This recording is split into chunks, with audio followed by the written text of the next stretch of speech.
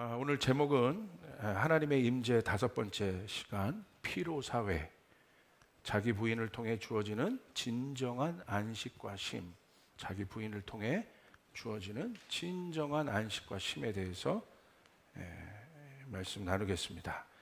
우리 함께 봉독하실 말씀은 마태복음 22장 37절로 38절입니다. 우리 함께 읽겠습니다. 시작. 예수께서 이르시되 내 마음을 다하고 목숨을 다하고 뜻을 다하여 주 너의 하나님을 사랑하라 하셨으니 이것이 크고 첫째 되는 계명이요. 아멘. 피로사회라는 이 말을 들어보신 적이 있을 겁니다. 저도 설교 때 한번 이야기를 한 적이 있고요. 사실은 이 피로사회는 제독 철학자 한병철 교수가 쓴 책의 이름입니다. 이런 혹시 읽어보신 분 있을까 모르겠어요. 그 아주 유명한 철학자고요. 그리고 굉장히 대중적으로 많이 알려져 있는, 또 특별히 유럽 사회에서 이 시대의 많은 어려움들에 대한 또 시대적 상황들을 분석한 아주 날카로운 분석력을 갖고 있는 철학자인데, 사실 원래 이 책은 독어로 써 있어요. 독어로. 그것을 한국말로 이제 번역한 겁니다. 이 책의 그 컨셉은 굉장히 사실 좀 어려워요. 어려운데 얇지만 어려워요. 얇은 게 원래 어려워요. 그래서 무턱대고 저도 이렇게 얇다고 택했다가 상당히 고전하며 이 책을 읽은 적이 있는데, 이 책을 읽는 띠은, 이 책에서 주장하는 띠은 착취라는 이 단어를 통해서 시대를 좀 분석을 해요. 예전 시대는 과거가 타인에 의하여 착취를 당했다는 거예요. 과거에 보면 권력 있는 또 신분제들이 있었고 또 권력자들이 있었지 않습니까? 타인에 의해서 우리의 개인의 자유들이 또 개인의 권리들이 착취당하는 시대가 있었다. 근데 그 많은 것들이 시대의 변화를 통해서 개혁을 거치면서 변화를 거치면서 이제는 타인에 의한 착취는 없어지게 됐죠. 많은 부분. 그런데 이제 이분이 주목하는 거, 지금 이 자본주의 시대는 어떤 시대이냐? 자기 착취 시대로 들어갔다는 거예요. 타인에 대한 착취가 아니라. 자기 착취는 뭐냐? 왜 자기를 착취하기 시작했느냐? 저는 이 착취란 단어가 개인적으로 마음에 들진 않아요. 그런데 왜 자기 착취가 시작되냐면, 그것은 이 사회가 성과주의라는 거예요. 성공주의라는 거죠. 어떤 성과와 성공을 내야 하는 경쟁 시대 속에서 스스로 자기가 자기를 착취할 수밖에 없는 그런 시대 속에서 사람들은 피로하다는 거예요. 그래서 이분이 내리는 결론은 뭐냐면, 여백의 공간이 있어야 된다는 거예요. 사색의 공간이 있어야 된다는 거예요. 자기를 돌아보는 공간이 있어야 된다는 거예요. 안 그러면 정말 이 책의 제목처럼 피로할 수밖에 없는 그런 삶을 살 수밖에 없다고 써낸 책인데, 유럽 사회에서는 이게 베스트셀러가 되어 있습니다. 지금 독일뿐만이 아니라 스페인, 여러 나라에 베스트셀러가 되어 있습니다. 아마 오래된 책이에요. 읽어보신 분들도 있을 겁니다. 그런데 이분의 분석이 반은 맞고 반은 틀려요. 반은 맞다는 건 뭐냐면, 땅의 분석은 제가 봤을 때 동의해요. 맞아요. 그러나 영적인 분석은 없습니다. 이 맥락을 가지고 제가 똑같이 우리의 신앙생활 가운데 한번 적용을 해봤어요. 제 안에 있는 궁극적인 질문, 저를 향해서 던져지는 질문은 그거예요. 뭐냐면, 나는 마르다인가 마리아인가? 나는 지금 일을 하고 있는가, 하나님을 예배하고 있는가? 굉장히 중요한 질문이에요. 그러니까 하나님을 믿는 사람들이요, 보세요. 하나님의 말씀이 어느 순간부터 우리를 억누르는 어떤 것이 되어버렸어요. 그러니까 하나님의 말씀을 듣는다는 것 자체가 굉장히 부담스럽기 시작했어요. 그냥 내가 교회 오는 것 자체는 내가 뭐 종교적 양심도 있고 하니까 그거는 괜찮아요. 그건 괜찮은데 뭔가 이제 본격적으로 내가 이 말씀을 지키며 산다는 것 자체가 내 안에 심각한 부담이 된 거예요. 성경에서는 그것을 뭐라고 얘기합니까? 율법이라고 얘기하죠. 그 바리새인들 보십시오. 그 율법에 눌려 있지 않습니까? 의무감만 남아 있잖아요. 하나님 앞에 나가는데 그 속에 기쁨은 없습니다. 그러니까 자기가 어떤 존재입니까? 그러니까 바리새인들은요, 궁극적으로 종교인들은 자기가 누군지를 몰라요. 그냥 단순히 하나님의 말씀을 이 말씀을 그냥 수행하는, 감당하는 어떤 존재로 보여질 뿐이에요. 그러니까 바리새인들의 마음을 보십시오. 겉은 하나님을 경배하고 예배하는 존재인 것 같고 그렇게 보이지만 속은 회칠한 무덤처럼 죽어 있잖아요.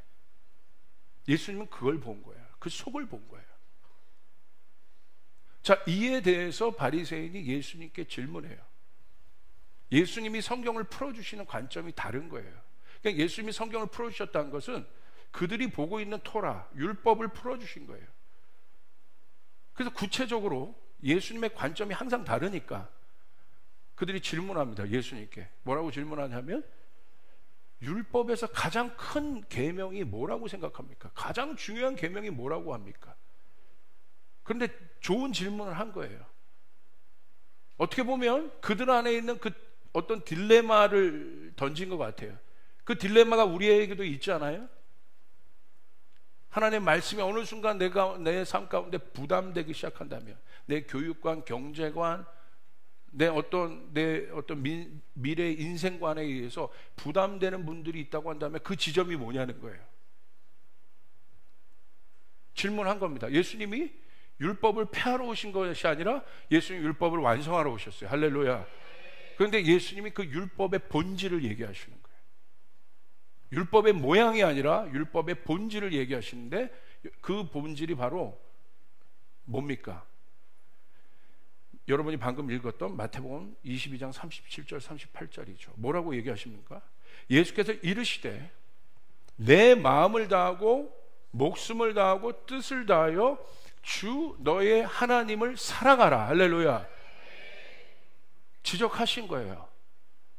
똑같이 예배하는데, 예수님도 예배하고 이 율법에 눌려있는 바리새인들, 종교인들도 예배하는데 뭐가 다른 겁니까? 모양은 똑같아요. 본질을 지적하신 거예요. 네 마음에 사랑이 없다. 사랑이 없으니까 뭐만 남아요? 행위만 남습니다. 그 행위가 결국 뭐가 됩니까? 일이 돼버려요. 그리고 예수님께서 이렇게 얘기하세요. 이게 너무 중요하다는 거예요. 이것을 잃어버리면 다 엉키기 시작해요. 꼬이기 시작해요. 묶이기 시작해요. 그래서 예수님이 이렇게 얘기하신 거예요. 38절에 이것이 크고 첫째 되는 계명이라. 첫째라고 얘기하세요. 우선순위라고 얘기하세요. 그 우선순위가 뭡니까? 그 첫째가 뭡니까? 마음을 다하여 하나님을 사랑하는 것입니다. 사랑하는 거예요. 여러분, 저희가 하나님의 임재 시리즈를 하고 있어요. 여러분, 하나님의 임재가 여러분의 삶 가운데 실제가 되기를 바랍니다. 그런데 그 임재의 시작은 무엇으로부터 시작됩니까? 하나님을 사랑하는 것으로부터. 그 첫째 계명이 세워지는 것으로부터 시작된다는 것이에요. 여러분에게 묻습니다. 여러분에게 하나님을 사랑하는 것이 첫째가 되고 있습니까? 마리아랑 마르다가 헷갈려요. 왜 헷갈립니까? 마리아도 예수님을 바라보고 마르다도 예수님을 바라보았어요. 그런데 뭐가 다른 거예요? 그 비유를 통해서 예수님은 뭘 말씀해 주신 거예요? 마리아는 일이 아니라 예수님을 택했어요. 그러니까 마리아는 뭘 상징하냐면 빙을 얘기하는 거예요. 존재로서의 사람을 얘기하는 거예요. 근데 마르다는 어떤 존재예요? doing 하는 존재예요. 그러니까 그 공간 안에 있긴 있지만 예수님이 첫째가 아니라는 거예요. 일이 첫째가 돼버린 거예요. 그런 마르다의 마음은 불편해요. 행복하지 않아요.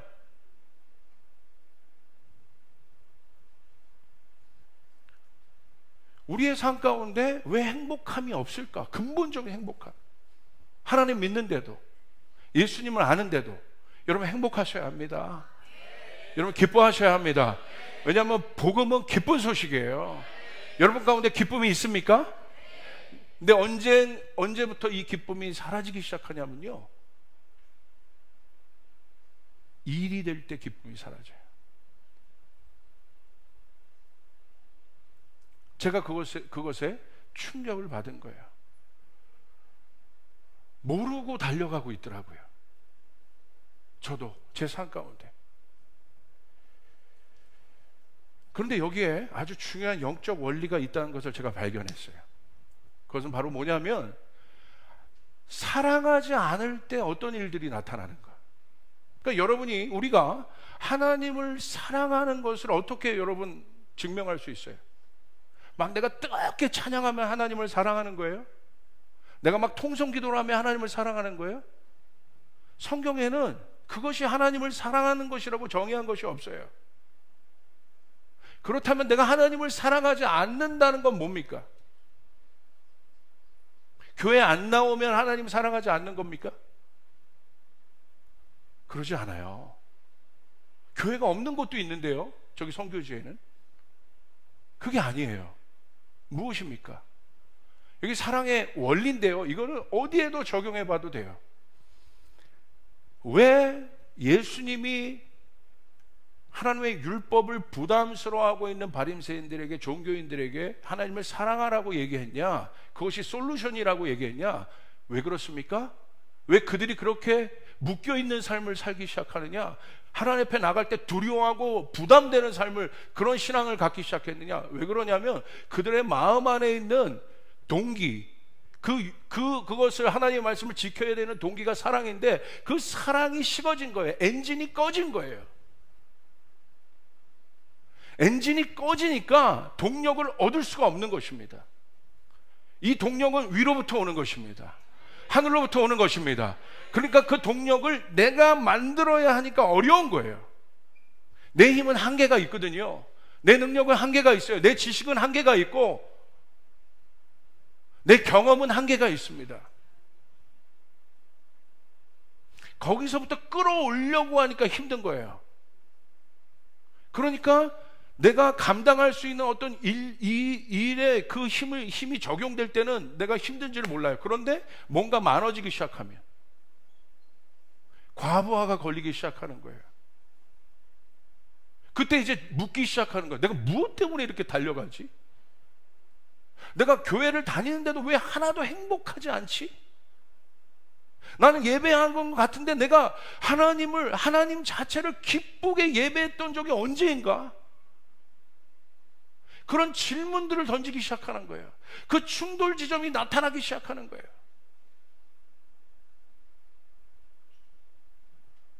그런데 사랑이 식어질 때 나타나는 원리는 뭐냐면요, 뭐가 나타나냐면 대체물을 만들어요.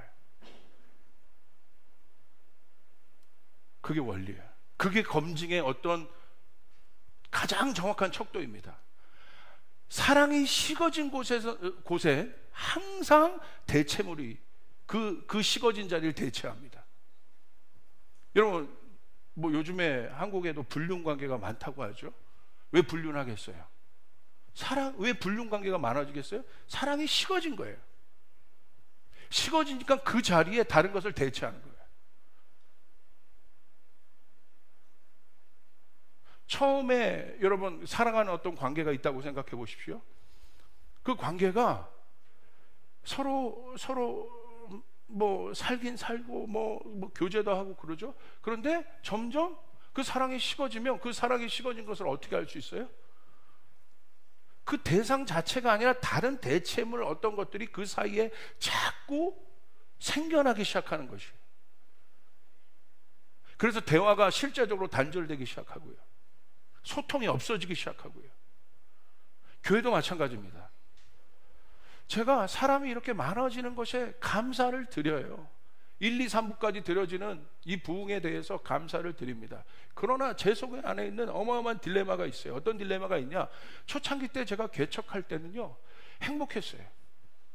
그 목사님 지금 행복하지 않단 말입니까? 행복합니다. 할렐루야. 행복해요. 왜 행복했냐? 일이 아니었어요. 그건 뭐 어떤 거 하나를 만들어도, 예배를 준비해도, 어떤 걸 해더라도 일로 해본 적이 없어요. 기도하고, 어떻게 보면 그때 더 많은 일들을 했던 것 같아요. 근데 어느 순간 제 안에 어떤 변화가 일어났냐면, 사람들이 많아지고 뭐 하는데 점점 이 모든 것이 감당해야 되는 실제적인 일이죠. 사람이 많아지면 일이 많아집니다. 그래서 제가 우리 먼저 목회하신 목사님들을 보면요, 거기서 제가 어떤 그 모델들도 한번 찾아보는데, 안 그런 목사님들도 있지만 어떻게든지 그 영역을 돌파해 가면서 자기 영성을 지키는 목사님들이 있지만, 그렇지 않은 대부분의 목사님들은 많아지면 어디로 뛰어드냐면 일로 뛰어들더라고요. 그러니까 나중에 보면 한 5년 10년 지나고 그 목사님 보면 굉장히 뭔가는 많이 커졌는데, 보면 너무 힘들어하고 너무 어려워하고 모든 것이 불만이시고 어떻게든지 벗어날 꾸기만 하시고, 대부분은 그렇다는 건 아니에요. 어떤 그런 분들이 있었어요. 그럼 저는 이제 묻는 거예요. 저분에게 있어서 확장과 부흥은 뭐였는가? 저분 지금 행복한가? 크기 때문에, 뭔가 더 많은 힘을 가졌기 때문에 내가 행복해지는 건가? 근본적인 질문을 던지더라고요, 제가. 그리고 저도 보니까 어느 순간 일에 치여있는 저를 보게 되었어요. 사역에 치여있는 저를 보게 됐어요. 일과 사역은 그럼 목사님 누가 합니까? 질문할 수 있을 거예요. 무슨 말이냐면, 사랑 없이 제가 일하는 저를 봤어요. 의무감으로 사역하는 저를 봤어요. 심각한 병에 걸려 있더라고요. 그래서 하나님이 어느 순간부터 제 삶을 진동시키기 시작했어요. 진동이란 건 뭐냐면 고난입니다. 어려움을 주기 시작하셨어요. 그런데 이 진동이 하나님이 주시는 진동과 어려움이라는 것을 제가 어렴풋이 깨닫기 시작했어요. 그때 주셨던 말씀이 시편 23편이에요. 사망의 음침한 골짜기를 지나는 시간을 갖게 하셨어요. 근데 그 시간은 하나님이 허락한 시간이라는 것을 제가 깨닫기 시작했습니다. 그 진동은 하나님이 허락한 진동이라는 것을 깨닫기 시작하셨어요. 성경에 보면 하나님이 히브리서 말씀에 우리 가운데 진동을 주시는데, 그 진동을 주시는 이유는 뭐냐면 흔들리지 아니할 것을 찾기 위하여, 아멘, 흔들리지 아니할 것을 남기기 위하여 하나님 우리 가운데 고난을 주신다는 거예요. 마지막 때 교회에게 고난을 주시는 이유, 성도들에게 고난을 주시는 이유, 우리가 마지막 때 어린 양의 고난을 묵상해야 되는 이유는 왜 그러냐면 그건 하나님의 장치입니다. 그 시간들을 통과할 때 우리는 정결한 신부가 될 수 있어요. 하나님이 허락하신 진동은 반드시 우리를 어느 자리로 갖다 놓냐면 하나님을 찾는 자리로 갖다 놓습니다. 하나님을 구하는 자리로 갖다 놓습니다. 하나님을 사랑하는 자리로 우리를 갖다 놓게 되어 있습니다. 할렐루야. 그때 깨닫는 거예요. 아, 이게 하나님이 허락하신 진동이었구나. 이게 하나님이 허락한 고난이었구나. 그것을 알게 돼요. 깨닫게 돼요. 제가 어저께 저희 어머니랑 또 저희 아내랑 저기 일산에 있는 저기 청국장 집에 갔습니다. 그 유명한 청국장 집이 있습니다. 냄새 끝내줍니다. 할렐루야. 갔는데요, 하여간 저희는 뭔가 이렇게 대화할 게 많은지 청국장이 쫄아들도록 대화를 이렇게 하고 있는데, 옆에 중년 부부가 이렇게 오셨어요. 청국장 딱 주문하시더라고요. 정말 제가 그분들이 나가신 다음에 저희 어머니에게 그랬어요. 아내, 어머니, 여보, 주문하고 갈 때까지 말 한마디 안 해. 청국장을 앞에 두고요, 그 부인 되시는 분인가 봐요. 땅만 보고 먹는, 남편도 원래 대화가 많았던 가정일 것임을 제가 선포합니다. 할렐루야. 그때 뭔가 좀 그러셨었나 봐요. 그런데 안 좋아 보였어요. 여러분, 하나님이 우리에게 구하시는 것은 딴 것이 아니라 하나님을 사랑하는 자리로 가는 거예요. 하나님의 임재를 구하는 자리로 가는 것이에요. 이것이 크고 첫째 되는 계명이라고 하신 거예요. 그래서 여러분, 십계명 말씀을 보세요. 이게 왜 중요하냐? 출애굽기 20장 3절부터 6절 우리 같이 한번 읽어보겠습니다. 시작. 너는 나 외에는 다른 신들을 내게 두지 말라. 너를 위하여 새긴 우상을 만들지 말고 또 위로 하늘에 있는 것이 나 아래로 땅 아래 물속에 있는 것에 어떤 형상도 만들지 말며 그것들에게 절하지 말며 그것들을 섬기지 말라. 나 내 하나님 여호와는 질투하는 하나님인즉 나를 미워하는 자의 죄를 갚되 아버지로부터 아들에게로 3, 4대까지 이르게 하거니와 나를 사랑하고 내 계명을 지키는 자에게는 1000대까지 은혜를 베푸느니라. 십계명은 우리에게 주신 계명입니다. 그런데 순서가 있습니다. 첫째 계명이 뭡니까? 다른 신을 두지 말라는 거예요. 무슨 말이냐면 하나님을 사랑하는 사랑이 식어지면, 첫째 계명이 무너지면 사람은요 그 속에 다른 대체물을 세웁니다. 그게 우상이에요. 두 번째, 우상을 만들지 말라는 거예요. 그것에 절하지 말라는 거예요. 왜? 나는 질투한다. 질투는 어디에 사용되는 단어입니까? 사랑하는 관계. 나 너 질투해. 하나님과의 사랑이 식어진 척도가 무엇입니까? 다른 것을, 하나님 자리에 다른 것을 둬요. 대체하기 시작해요. 혹시 우리 안에 그런 것들이 있습니까? 그것이 사람입니까? 그것이 일입니까? 그렇게 질문하실 거예요. 목사님, 일 안 하면 누가 합니까? 하실 수 있죠. 당연하게 합리적인 질문이죠. 그러나 내 마음이 식어지고 굳어지면서까지 빼앗기면서 내 존재의 어떤 것까지 잃어가며 이루어낸 성공의 정체는 무엇입니까? 내 자녀가 하나님을 아는 그 자리를 확보하는 것을 내가 포기하면서까지 내 자녀를 통해서 이루고자 하는 것은 무엇입니까? 그 성공이 행복하다고 보세요? 목사님 모르겠습니다. 일단 해봐야겠습니다. 제가 개런티합니다. 행복하지 않아요. 인간은 소유적 존재가 아니에요. 그것을 이룬다고 해서 행복해지는 것이 아니에요. 우리는 하나님과 연결될 때 행복한 거예요. 할렐루야. 아멘. 저희 아이가 지금, 큰아이가 할 수 있는 입시가 끝났어요. 지금 제 아이가 최선을 다했습니다. 이제 결과만 기다리면 돼요. 그럼 제가 그 아이를 불러서 말했어요. 큰아이에게, 이제 아빠는 너에게 부탁한 거 한 가지가 있다. 그건 뭔지 알아? 네가 결과가 어떻게 나든 일주일에 적어도 2, 3일 하나님과 만나는 약속의 시간을 네가 갖길 바란다. 네 인생에 그 시간이 확보되지 않으면, 그 말은 성전에 와서 기도하라는 얘기였어요. 네 인생에서 그 시간, 하나님을 만나는 그 자리가 네 인생에서 확보되지 않으면, 엘라야, 우리는 아무것도 아니야. 의미가 없어. 끝나는 거야. 행복하지 않아. 부모로서 제가 저희 아이에게 확보해 주는 자리는 바로, 그렇다고 제가 공부를 신경 쓰지 않죠. 공부 신경 쓰지요. 그러나 첫째가 무엇인지를 가르쳐줘요. 하나님을 경외하는 자리다. 할렐루야.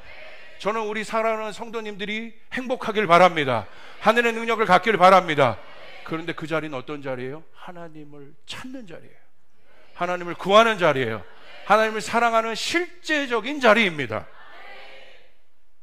제가 저희 아버지에게 감사한 것이 있었어요. 금과 은은 저에게 준 것이 없으나 저희 아버지는 저희에게 하나님을 경외하는 자리를 확보해 주셨어요.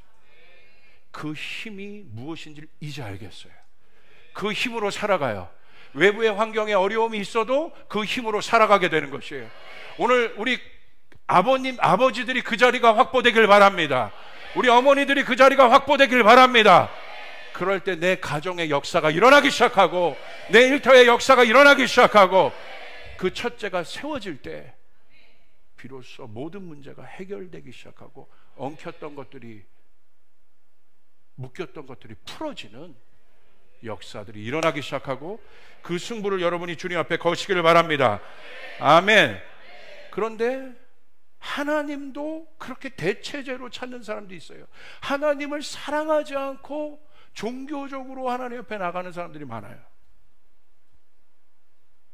하나님을 믿는다고 하지만 존재적으로 하나님을 사랑해서 만나는 것이 아니라 하나님이 대체제인데 그 예가 뭐냐면 이스라엘 백성들이 하나님을 향한 사랑이 식어졌을 때 뭘 만듭니까? 우상이란 대체제를 만들죠.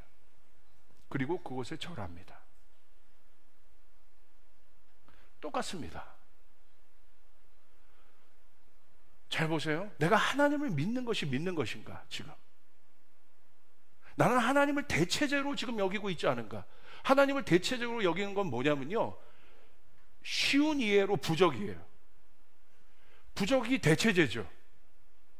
붙여놔요. 가게에도 붙여놓고 집에도 붙여놓고 남편 차에도 붙여놓고. 왜 붙여놔요? 그 부적이, 그 대체제가 신통한 무당이 써준 그 부적이 지켜줄 거라고 믿는 거예요. 그런데 어떤 일도 안 일어났어. 더 어려워졌어. 그러면 어떤 결정을 해요? 무당을 바꿔요. 신통한 무당을 구해요. 그런데 요즘 성도들을 보면 교회도 그렇게 생각하는 사람이 있어요. 교회를 옮긴다고 해서 여러분 해결되는 것이 아니에요. 하나님을 만나셔야 되는 것이에요. 아멘. 아멘. 어디 가나 하나님은 계십니다. 저희 교회에 있다 다른 곳에 가시는 분들도 있어요. 이제 처음에 조금 섭섭했는데 진짜 이제는 축복의 마음이 생겨요. 어디 가든 그분이 하나님 만나면 된다. 할렐루야. 혹시 어떤 사정이 있어서 저희 교회에 오신 분들이 있다고 한다면 이 교회에서 하나님 만나시길 바랍니다. 아멘. 상황과 환경이 바뀐다고 나아지는 것이 아니에요. 진리는 절대적인 것이에요. 결국 이 진리가 우리를 끌어가는 것은 어디냐면 자유입니다. 우리 옆 사람에게 선포합시다. 당신은 자유합니다. 진리를 알지니 진리가 너희를 자유케 하리라. 할렐루야. 여태까지 있었던 제가 회개하는 것은 말씀 자체는 문제가 아닌데 이것을 전달하는 목사가 잘못된 의도를 가지고 성도들을 붙잡고 묶였다면 이 부분에 대해서 회개하는 마음을 가져요. 잘못 가르친 거예요. 하나님이 아니라 사람에게 순종하는 것을 먼저 가르쳤다면 잘못 가르친 거예요. 잘못된 거예요. 회개합니다. 하나님을 만나셔야 되는 것이에요. 하나님을 사랑하셔야 되는 것이에요. 교회의 문화에 함몰되면 안 됩니다. 우리는 새로운 문화를 일으켜야 됩니다. 진리의 문화를 일으켜야 됩니다. 모든 성도들이 하나님을 자유롭게 만날 수 있는 그 문화가 여러분 가운데 회복되기를 바랍니다. 하나님 사이에 가로막힌 이 교회 안에 잘못된 대체물들이 너무 많은 거예요. 그것이 프로그램이 될 수도 있어요. 그것이 다른 어떤 것이 될 수도 있어요. 죄송스러운 말이지만 사랑 없는 기도도 그것이 될 수 있어요. 죄송스러운 말이지만 사랑 없는 예배도 행위가 될 수 있어요. 그래서 예수님이 우리에게 말씀하신 거예요. 그 행위하기 전에 우리 가운데 일으켜야 될 마음이 있는데 그것은 뭐냐면 네 마음과 뜻과 목숨을 다하여 하나님을 사랑할지어다. 그것이 첫째 되고 큰 계명이다. 가장 크고 첫째 되는 계명이다. 첫째로 세워야 된다. 첫째는 중요한 것입니다. 첫째가 무너지면 다 무너지게 되어 있습니다. 여러분, 스탠다드가 무너지면 다 무너지게 되어 있습니다. 그러므로 교회가 이 시대 속에서 해야 될 일이 있는 것입니다. 여러분, 혼돈의 이때에, 모든 것이 엉켜있는 이때에 교회가 첫째로 서야 되는 것입니다. 하나님 앞에 서야 되는 것입니다. 우리는 본질이 무엇인지를 말해줘야 되는 것이에요. 돈이 본질이 아닌 것이에요. 사람이 본질이 아닌 것이에요. 건물이 본질이 아닌 것이에요. 하나님이 본질인 것이에요. 우리는 하나님 앞에 서야 되는 것이에요. 그리고 그 하나님은 좋은 하나님이라고 말해줘야 되는 것이에요. 우리가 하나님 앞에 설 때 행복하다고 말해줘야 되는 것이에요. 우리가 하나님 앞에 설 때 우리 가정이 행복하다고 말해줘야 되는 것이에요. 나는 이 진리를 발견했노라. 나는 이제 자유하노라. 나는 이제 비교당하지 않노라. 이 진리를 난 내 자녀에게 말하겠노라. 이 자유가 있어야 되는 것입니다. 그럴 때 우리는 그것을 다스릴 수 있게 돼요. 우리는 그곳에 묶이지 않게 됩니다. 우리의 목적이 바뀌게 됩니다. 우리의 목적은 하나님이 되게 되는 것입니다. 아멘. 우리 조이풀교회는 오직 하나님을 사랑하는 첫째 계명이 세워지는 교회가 되기를 바랍니다. 그러므로 이제 점검해야 됩니다. 내 안에 하나님이 식어진 자리에 있었던 대체물은 무엇인가? 하나님 이 대체물을 제거하여 주시옵소서. 하나님 이 우상을 제거하여 주시옵소서. 하나님 이젠 깨닫습니다. 돈이 나쁘다는 것이 아니에요. 오해하지 마세요. 예수님도 돈이 있으셔야 됐어요. 그게 나쁘다는 것이 아니에요. 묶여있는 돈, 생명 아닌 돈에 묶여있는 우리들이 문제인 거예요. 그것이 해결돼야 되는 것이에요. 그래서 예수님은요, 또 성경에 이 일에 대한 좋은 비유가 있는데, 디모데후서 6장 10절 우리 한번 같이 읽겠습니다. 시작. 돈을 사랑함이 일만하게 뿌리가 되나니 이것을 탐내는 자들은 미혹을 받아 믿음에서 떠나 많은 근심으로써 자기를 찔렀도다. 디모데후서 3장 2절. 사람들이 자기를 사랑하며 돈을 사랑하며 자랑하며 교만하며 비방하며 부모를 거역하며 감사하지 아니하며 거룩하지 아니하며. 여러분 기가 막히죠? 돈은 생명이 아니잖아요. 근데 돈을 사랑한대요. 사랑은요, 성경적으로 보면 생명 있는 존재에 대해서만 적용되게 돼 있어요. 하나님은 살아있는 분이기 때문에, 하나님이 물건이 아니라 하나님은 사랑의 대상입니다. 할렐루야. 하나님이 저희를 물건으로 보이지 않으세요. 저희를 부속품으로 보이지 않으세요. 하나님은 저희를 자녀로 보십니다. 사랑의 존재로 보십니다. 이것을 사단이 막는 거예요. 하나님이 너희를 물건으로 본다, 도구로 본다, 그러지 않아요. 하나님, 여러분이 넘어지든 어떻게 하든 하나님은 여러분을 사랑하십니다. 그것에 대한 증거가 예수님을, 당신 아들을 죽이신 거예요. 여러분 그 사랑 가운데, 그 사랑에 여러분 이 마귀가 속삭이는 그 정죄감으로부터 우리 나와야 합니다. 내가 어떤 상태여든 탕자여든 하나님은 아버지가 되셔서 팔을 벌려 우리를 받아주시는 분입니다. 우리를 회복하시는 분이십니다. 여러분 믿습니까? 그런데 사단은 이것을 속입니다. 뭐라고 되어 있냐면 돈을 사랑함이 일만하게 뿌리다. 모든 악의 뿌리가 하나님을 향한 사랑이 식어진 대체물을 사랑하는 그곳으로부터 나온다. 그 우상으로부터 나온다는 거예요. 어마어마한 말씀이잖아. 일만 악의 뿌리다. 하나님을 사랑하지 않는 것으로부터 나오는 모든 동기가 일만 악의 뿌리다. 돈이라는 상징성을 갖고 얘기했지만, 그런데 왜 그렇게 됐느냐? 이것을 욕심 때문에 그러는데요, 이것을 탐내는 자들은 미혹을 받았다. 미혹은 뭐냐면 영적인 거예요.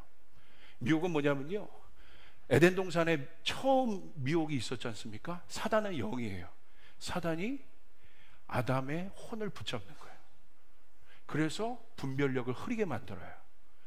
분별력을 흐리게 만들고 복잡하게 만듭니다. 그게 미혹이에요. 그래서 혼의 기능은 결정의 기능을 한다고 했어요. 한다 하지 않는다. 그게 혼에서 일어나요. 여러분이 교회 간다, 교회 가지 않는다, 혼에서 일어나요. 그러면 여러분의 혼이 영에 다스려져야 돼요. 할렐루야.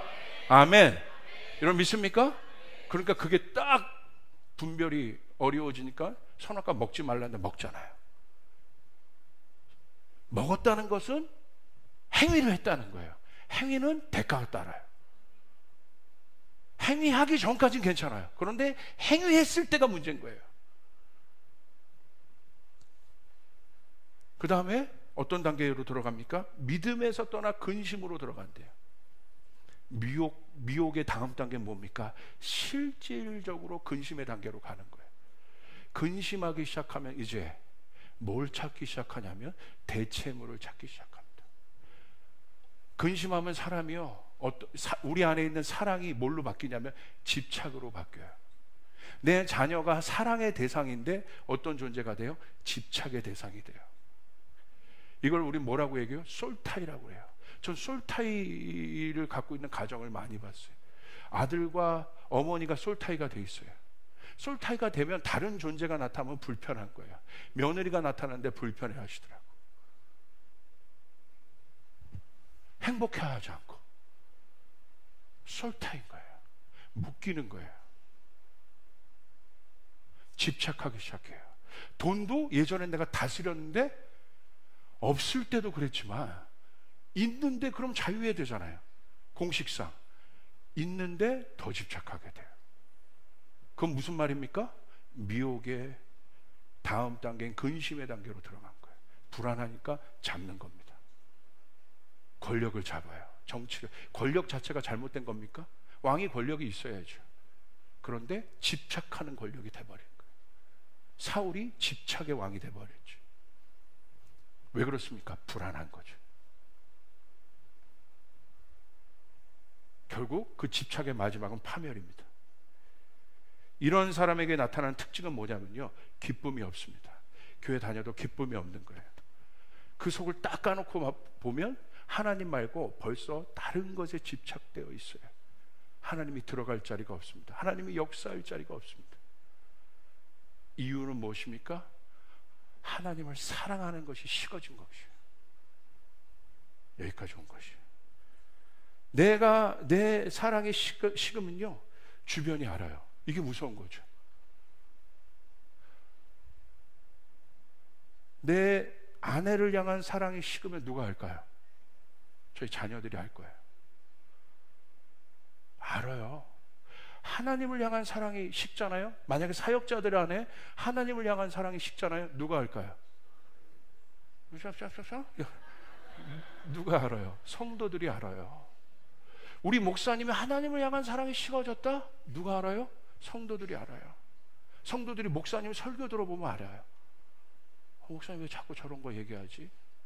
왜 비본질적인 것, 예수님 얘기 안 하지? 왜? 무슨 얘기하는 거야? 왜 목사님 자꾸 분내? 할렐루야. 저는 분내지 않아요. 할렐루야.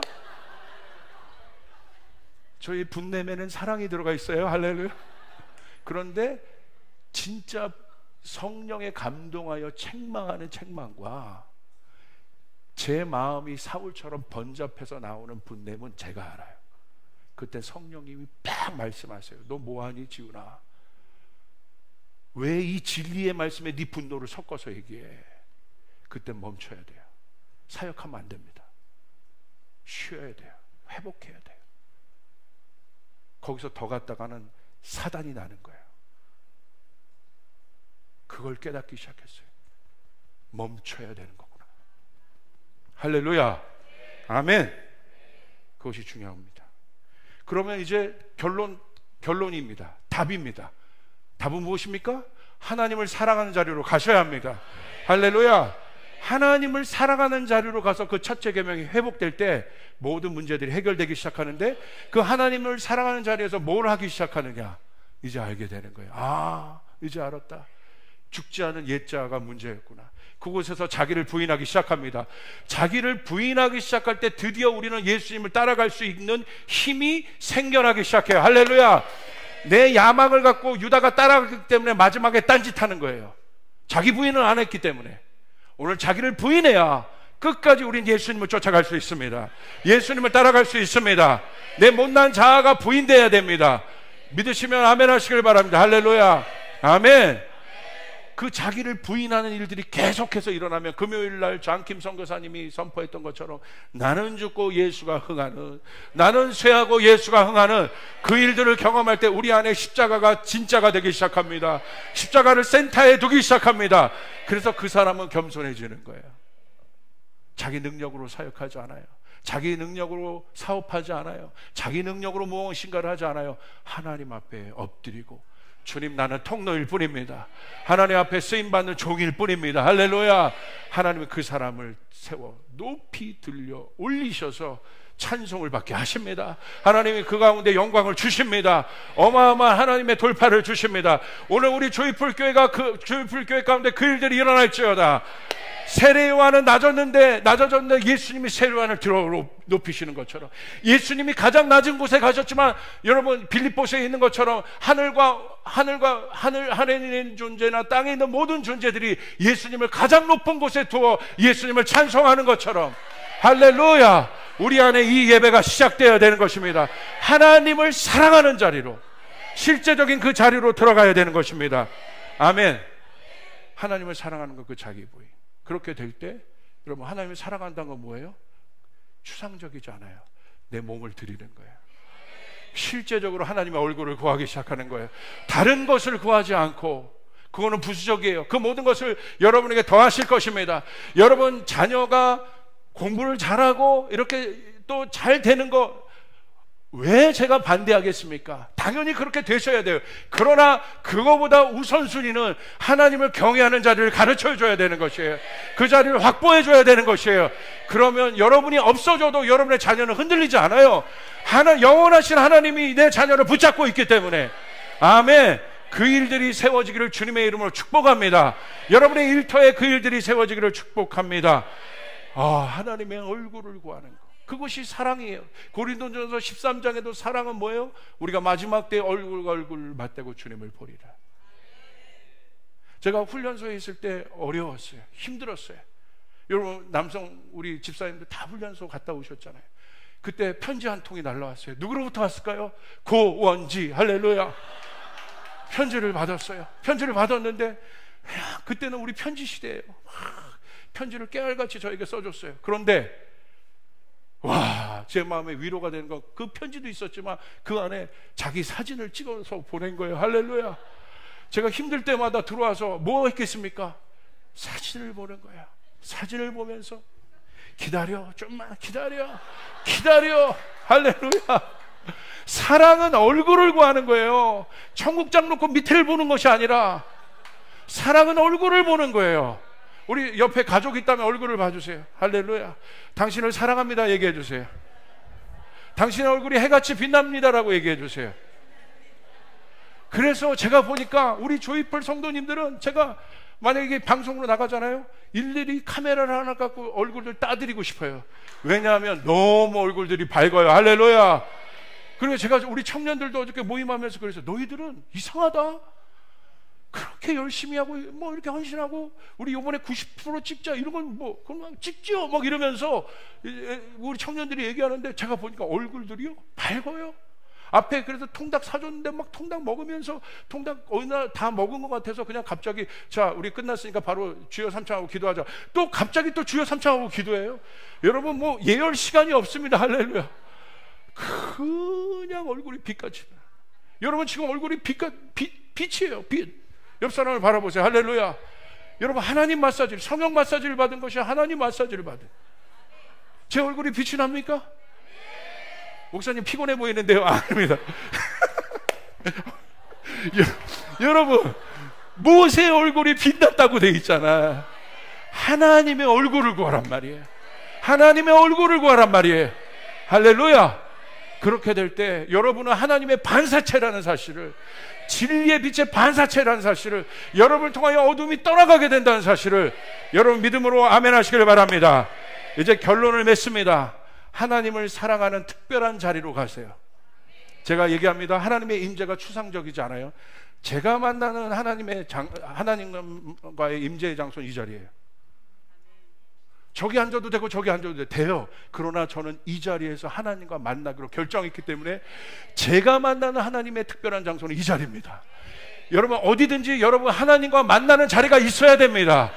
그 자리가 있는 분 아멘 하시길 바랍니다. 아멘. 그냥 내가 오고 가다가 그냥 다 기도하면 되지, 그것도 필요하지만 아니에요. 첫째라는 거는 특별하게 만들어야 된다는 거예요. 우선순위로 만들어야 된다는 거예요. 여러분 그 자리를 확보하시기를 바랍니다. 실제로 그 자리가 임재의 자리가 될 겁니다. 그리고 여러분 사랑을 표현하시기를 바랍니다. 마음으로, 입술로, 재정으로 사랑을 표현해야 돼요. 사랑은 표현해야 되는 거예요.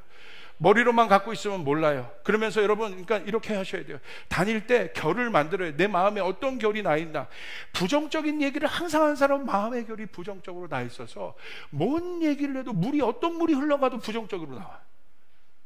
비관적인 사람은 마음의 결이, 이 결은 오랜 시간을 거쳐 만든 것 때문에 하루아침에 만들어지는 것이 아니에요. 오늘부터 시작해야 됩니다. 할렐루야. 다니시면서, 일하시면서 이래야 돼요. 나는 하나님을 사랑한다. 나는 하나님을 사랑한다. 나는 하나님을 사랑한다. 저는 샤워하면서도 그 고백을 해요. 나는 하나님을 사랑한다. 할렐루야. 나는 하나님을 사랑한다. 그러다 보면 어느 순간에 하나님이 내 안에 충만한 마음을 주게 돼 있어요. 할렐루야. 영적인 거는 내가 만드는 것이 아니에요. 여러분이 결정하고 선포하면 그 마음이 생겨나게 되어 있습니다. 아멘. 마음의 결을 만들어야 돼요. 일하면서도 나는 감사하다. 하나님 때문에 감사하다. 불평하지 말고 감사하다. 나는 하나님 때문에 감사하다. 할렐루야. 하나님이 이 결을 쓰십니다. 어느 결에 내가 축복을 줘야 되는가? 수많은 사람들의 마음의 결이 다릅니다. 이 마음의 결은 항상 불평만 하는데 어떤 축복을 들어가도 이 마음의 결에 들어가면 불평이 나오는데 하나님이 그 사람을 쓰시겠습니까? 만족이 없는 사람을 쓰시겠습니까? 감사가 없는 사람을 쓰시겠습니까? 우리의 마음을 하나님을 사랑하는 결로 만들어야 됩니다. 할렐루야. 그럴 때 우리는 축복의 통로가 우리 가운데 마련되어 줄 수 있습니다. 사랑합니다. 계단 오를 때도 하나님 사랑합니다. 하나님 사랑합니다. 하나님 감사합니다. 제가 6층 계단 빨리 올라가는 비결은 그겁니다. 하나님 감사합니다. 하나님 사랑합니다. 안 하면 여러분 6층이 16층처럼 느껴져요. 실제로 그렇게 해야 된다. 그리고 우선순위를 정하고 실천하셔야 돼요. 신앙은 요행이 아닙니다. 날마다 매일 주님과 동행하는 것임을 명심하시길 바랍니다. 네 번째, 하나님을 사랑하면 모든 영역에 권위를 주십니다. 하나님을 우선순위로 첫 번째로 사랑하는 사람, 그 사람이 다윗이잖아요. 다윗에게 주셨던 선물은 뭔지 아세요? 권위예요. 영적인 사역의 핵심은요, 권위입니다. 권위는 세상이 만드는 것이 아니라 위에서 주어지는 것입니다. 왕이 부어주시는 것입니다. 여러분 일터 가운데 권위를 얻으시길 바랍니다. 여러분의 영역 가운데 권위를 얻으시길 바랍니다. 그러면 그 자리로 가셔야 돼요. 첫째 계명. 제가 이 재정의 영역 갖고 오랫동안 기도를 했어요. 하나님 그 마음을 주셨어요. 왜? 이 시대의 만몬과의 싸움이기 때문에, 기승전 재정과의 싸움이기 때문에, 모든 영역이 이게 정말 우리의 삶과 중요하잖아요. 그래서 제가 한 10년간을 그 기도의 여정을 가졌어요. 세계적으로 유명한 금융도시에 가서 기도하게 하셨어요. 그곳에 가면 벌써 분위기가 달라요. 공기가 달라요. 느껴요. 월스트리트 가보십시오. 공기가 다릅니다. 이런 공기가 아니에요. 뉴욕에 가보세요. 공기가 달라요. 런던에 제가 가게 됐어요. 런던에 가서 또 기도해야지. 거기 가서 금융가를 제가 데려달라고 그랬어요. 금융가 가서 제가 기도하는데 갑자기 하나님께서 제 안에 이 말씀을 생각나게 하면서 돈을 사랑하지 마라. 하나님을 사랑하라. 그 마음을 주신데, 예전에 저희 기도는 만몬의 영을 대적합니다. 돈과 싸워 이기게 하여 주시옵소서. 이것을 다스리게 도와주시옵소서. 이런 기도를 했는데 그 기도가 아니라, 돈과 싸우는 기도가 아니라 하나님을 사랑하겠습니다. 그 기도를 하는데 돌파가 일어나는 거야. 갑자기 막 눈물이 흐르기 시작한 거야. 이거 아무것도 아니구나. 결론은, 답은 하나님을 사랑하는 것이었구나. 근데 그 런던 여정에 우리 교회에서도 오셨던 한 장로님, 경제적으로 엄청나게 축복하셨던 그 장로님 제가 만나게 됐어요. 이분의 모든 축복의